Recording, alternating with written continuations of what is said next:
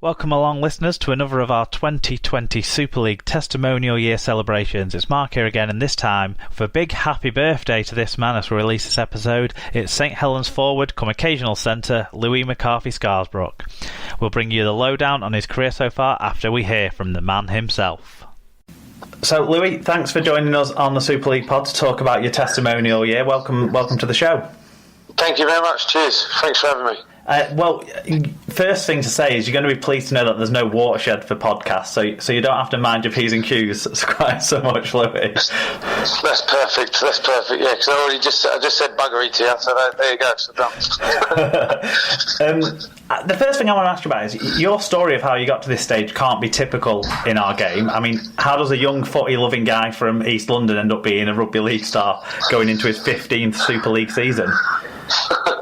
All by chance, really. So, if a supply teacher called Mr. Hogg didn't turn up at my school, then I doubt I would have been playing rugby. So it was all due to him, really. Who said, "Go down. There's an open trial. You're not the smartest kid, so you might as well go down there." So four of us went down there, and we got bitten by the rugby league bug. So it was all by chance. Well, I mean, now that you have a regular column in the magazine, so I'm sure Mr. Hogg's more than proud of you as well for your writing as well as your rugby. Yeah, exactly. Yeah. So it's not too bad, but get the wife to have a look over first, so it's all right. And sometimes we do it over the phone, so it's much easier. I mean, what does it mean for you then to have earned a testimonial season and to get to play that game, of course, against London where it all started? It's amazing, really. I think obviously being like from London, a kid that never knew rugby league, and then I've got took in by a town that love rugby league, and they've grown to love me. It took some time, but they've grown to love me, and it's just an amazing feeling, obviously, to be at such a well-known club around the world for rugby league. To be here for 10 years, it's a privilege. I mean, before St Helens, there was London. Can you remember your debut off the bench for then named, well, they were Harlequins actually at the time, back in 2006? Yes, it was. 2006, and we lost 62-0, I think it was, against Leeds. Wow. So it was a debut to forget, if you know what I mean. But it was my debut, so it was. I'll always remember that. So that's what I tell most of these kids now who do their debuts. Don't worry. I go, well, you never forget your debut, and they go, oh, what was yours? So I lost 62-0. Well, so there you go. Yeah, I mean, you did well enough in your time at London, though, to earn an England call-up. You even bagged a try on your England debut, so, you know, it didn't all go badly there, did it? No, it all didn't go badly there. No, I had some absolutely great times down there. It's a fantastic club when it was down there, and obviously Hughes, the owner down there, he's doing an amazing job. He's put so much money into the club, so to keep him there. And obviously Danny Ward, an ex-teammate of mine and a very good friend, he's doing wonders down there. So it was great times. We had a great set of lads down there, and it was like a little family, if you know what I mean. Yeah, no, and then up to Saints. Obviously, you've had 9 full seasons there so far, pretty successful. 3 league leaders' shields, 2 grand final wins. Not to mention, in that time, you played a World Cup with Ireland as well. So, what are your personal highlights so far in your career? My personal highlights, well, probably the 2 grand finals, and I come up here. I moved up to Saints to win trophies, so winning trophies was the aim of the game. It was not to obviously to stay at a club and probably not have a chance to win things. I thought if I'm going to win things and succeed in this sport, then I have to move to a bigger club. So I did that, and I think they are my greatest achievements, really. And apart from having my 4 kids up here, I think they're my greatest achievement. I thought you were going to mention the hat trick you scored in the Challenge Cup back in 2007, Louis, but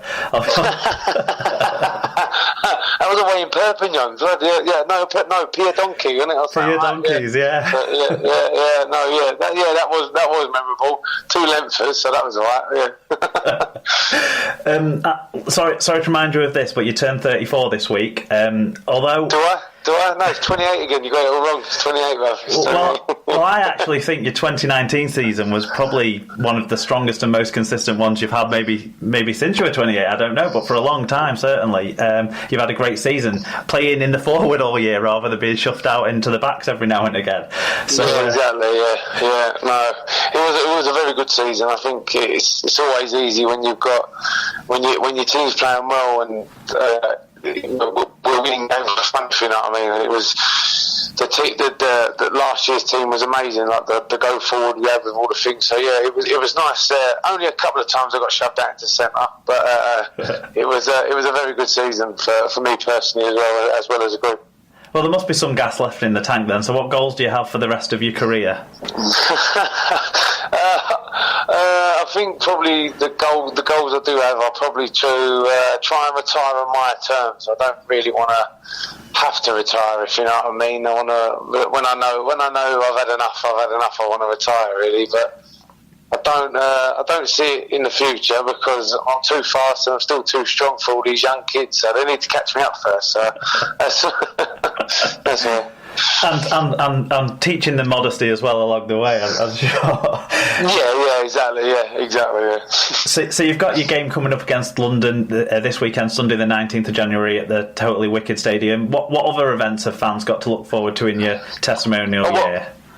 We've got a ladies' night on the 7th of March, which I'm looking forward to. So I just have to get a couple of boys down there and try and get a couple of tight T-shirts on them. So I'm sure they're looking forward to that. And then I've got me black tie dinner, which is like a London calling where I'm going to have a couple of the old London boys that have moved up here and done good come down and have like a black tie dinner. So it should be good. And then other events will be released throughout the year. So just got to try and dot the I's and cross the T's really on them. Where can people look to find out more information as those events come up so they can support them? Yeah, exactly. You can look on my Facebook page and all my social media will be pushing it because I've got a fantastic committee behind me who are pushing it really well. So it should be good. Excellent stuff. I've got some sort of more quick fire questions for you now to run to. So the first one's who's your best friend that you've made in the game? Best friend I made in the game, probably Andrew Dixon. I reckon I made in the game, but there's loads. There's Al Walmsley, there's Carl Amor, there's Michael Warranty. There's so many because I've been around for years, so there's so many. You always seem to be with Kyle Amor whenever you pop up on like YouTube videos and that sort of stuff. yeah, it's only because I like annoying him. That's why. Who's the best player you've played with? Obviously, the last couple of years at Saints, there's been plenty to pick from. That's a tough one. Probably the best player I played with. You're gonna have to go. They're probably in the same category. I think it has to be probably Rhodes and Johnny Lomax. I think they are probably the two best players I've played with my whole career. Easy by far. Roby's one of the best players. That's I call him Jimmy. So Ray James Roby. So. What about the best players you've played against during your career so far?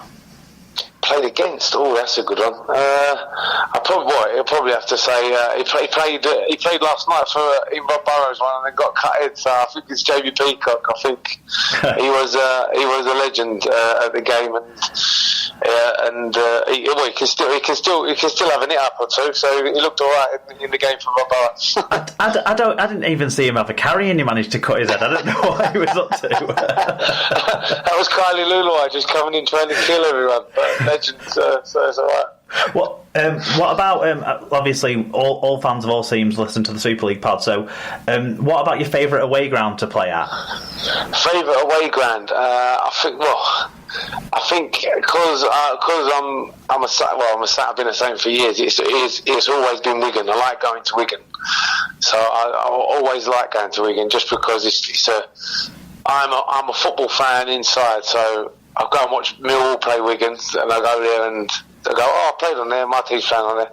But I like, mate, I try, not me, but I like when we make it quiet at Wigan. So it's a good place. Yeah, derby games are always... You get to go to those games and you feel like maybe the stadium must always be that full and that noisy, but it's not necessarily I think the case. When our away fans go and their fans they're all just going at it, it's class. I do love it, What about, I mean, you know, we talked about your Challenge Cup hat-trick, we talked about all your pace and all of those things. What about your favourite try that you've scored during your career so far? Favourite try? Oh, Jesus Christ. I only do fall over ones, don't I? But probably my favourite one, it'd probably have to be my first one at London. I was out by Mark Tukey, who was literally about 10 centimetres away from scoring the try himself, and he just flicked it to me and gave it to me. So it was, don't forget your first try, so it's alright. Brilliant, excellent stuff. Well, thanks for your time, Louie, and good luck for the rest of the testimonial year ahead. Thank you very much. Cheers, bruv. Nice one. Thanks for having me on. Thanks again, Louie, for your time. We recorded that yesterday ahead of his birthday today and his match against London this Sunday, so we really appreciate him taking the time out to speak to us, and we hope he's enjoying a very happy birthday. We got a fan viewing to share with you on this one. Kev from redv.net, St Helens, of course, number one independent fan site, gave us his thoughts on LMS. He is a really important and versatile member of the squad who is well liked by his teammates and the coaching staff. He sets a great example to the younger players in the squad with his work rate and passion. You'd be forgiven if you thought this quote was from Daniel Anderson praising Paul Sculthorpe or Nathan Brown hailing Paul Wellens, but this was Justin Holbrook summing up Louie McCarthy-Scarsbrook at the start of 2019. If maximum effort is the minimum requirement, then that's embodied in Louie. Starting out as a prop with Harlequins, as his career progressed with Saints, his pace has been utilised and he has been moved out around the back row. He even won a grand final playing 78 minutes at centre. Nowadays he's an impact sub playing almost anywhere in the forwards. His speed and effort against tiring forwards is a valuable asset in maintaining the intensity of the team requires. He is of course the type of player that opposition fans love to hate. His demeanour, celebrations and outbursts may seem over the top, but it's good to see someone who looks like they care when the chips are down. But outside all that, you don't play over 270 games in 9 seasons for a club challenging at the top end of the league if you're not good enough. It's not an accident that coach after coach has praised Louie's attitude. He's a cult hero, the type of personality Super League should have marketed long ago. Just maybe don't get him in front of a camera straight after an emotional game. Brilliant, thanks for that, Kev. I think that sums it all up. He's definitely a character. The interview we had with LMS showed that. So Kev touched on some of his career, but we're going to go into that in more detail for you now. LMS's senior career started in 2006 whilst the London Broncos were going through their Harlequins phase. He played 4 seasons in that time for them for 97 games and 19 tries. He also made his England debut in 2008 with another appearance in 2009, both against Wales. He moved to St Helens for the 2011 season with the aim to win trophies, something he achieved in 2014 with a League Leaders' Shield win and a Super League Grand Final triumph, only missing a couple of games in that successful campaign. A World Cup for Ireland came in 2017 with Louie playing 3 times and scoring 1 try. Then came more silverware for St Helens over 2 fantastic seasons under Justin Holbrook. League Leaders' Shield wins in both 2018 and 2019 were topped off with a second Super League Grand Final win in October 2019. In total, it's been 274 games and 55 tries in the Red V for LMS. Most importantly now, it's his SLP stats. He's been remarkably robust over the last 6 seasons since SLP began, having played the second most amount of Super League games since the start of 2014. And he's been remarkably successful too, winning more games in Super League since the start of the 2014 season than any other player. Congratulations on your career so far, and thanks again for your time, Louie. Good luck with all your upcoming events, and we hope the Saints fans fully get behind you. Thanks to you guys all for listening. We plan on spotlighting and celebrating Danny Brough, Michael Shenton and Mike Cooper too over the next week or so. Please look out for those shows where we're working on trying to get some player interviews too, but lots of teams are in camp now, so we're going to see what we can do there. We do want your fan views on those guys, so send them in at Super League Pod on Twitter, facebook.com/Super League Pod or superleaguepod@gmail.com. Also, don't forget our season preview and prediction show will be coming along very soon. Sunday the 19th of January is the last day to